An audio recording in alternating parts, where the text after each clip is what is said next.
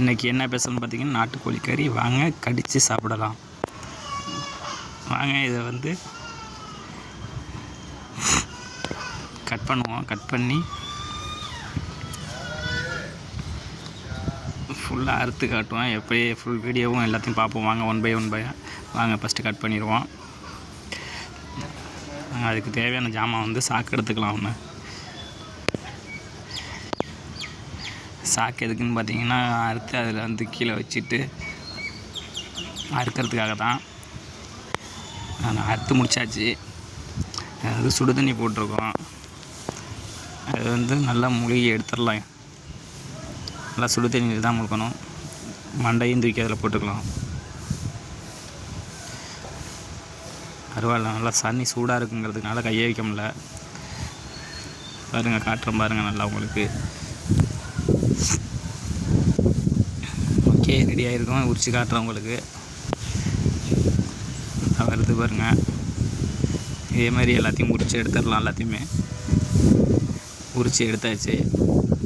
உரித்து எடுத்தாலும் நாட்டுக்கோழிக்கு வந்து அடிக்கடி ரெக்கை வந்து முளைச்சிக்கிட்டே இருக்கும். இதில் அதுக்காண்டி வந்து மஞ்சத்தூளை தேய்ச்சி விட்றலாம்.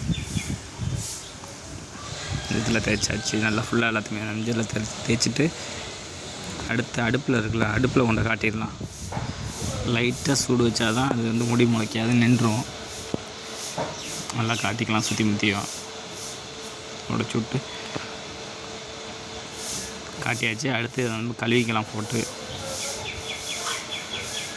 இருக்கிற மிச்சம் மிதி முடியெல்லாம் பிடுங்கியாச்சு. நாங்கள் அடுத்து கட் பண்ணி அறுக்கிறத பார்ப்போம்.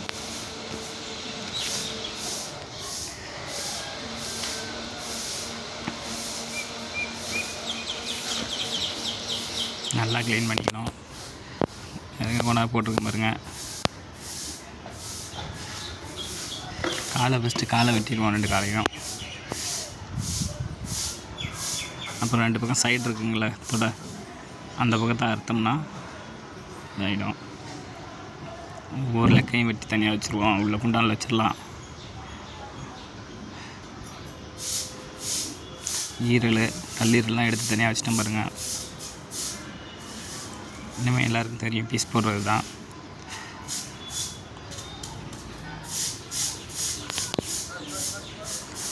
அரிஞ்சு வச்சாச்சு. லைட்டாக 4 துண்டாக வெட்டியாச்சு. மொத்தம் 4 இல்லை 5 துண்டாக வெட்டியாச்சு. எல்லாத்துலேயுமே ரெக்கை 2 பக்கம் ரெக்கை, 2 கால், நெஞ்சு தனியாக. அதை நம்ம வந்து சின்ன சின்னதாக பீஸ் போட்டுடலாம் எல்லாத்தையும்.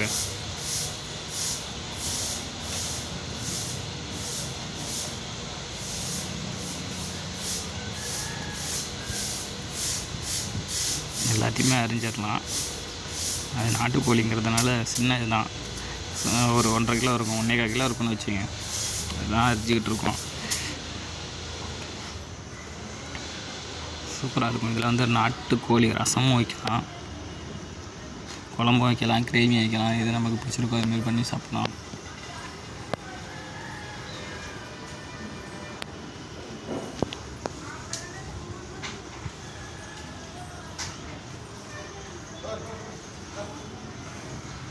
கடையில் கொண்டு கொடுத்தோம்னா உடனே க்ளீன் பண்ணி கொடுப்பாங்க. ஆனால் நம்ம வெட்டுற மாதிரி அவங்க வந்து அந்தளவுக்கு க்ளீன் பண்ண மாட்டாங்க.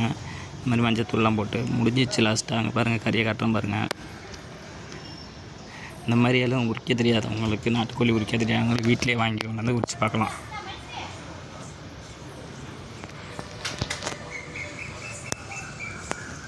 இந்த மாதிரி முறையில் தான் வந்து நம்ம வந்து நாட்டுக்கோழியை வந்து க்ளீன் பண்ணி மஞ்சத்தூள் தடவி கட் பண்ணி எடுக்கணும். ஓகே, தெரியாதவங்க இந்த வீடியோவை சப்ஸ்கிரைப் பண்ணுங்கள், லைக் பண்ணுங்கள், ஷேர் பண்ணுங்கள். தெரியாதவங்க இந்த வீடியோவை பார்த்து தெரிஞ்சுக்கோங்க.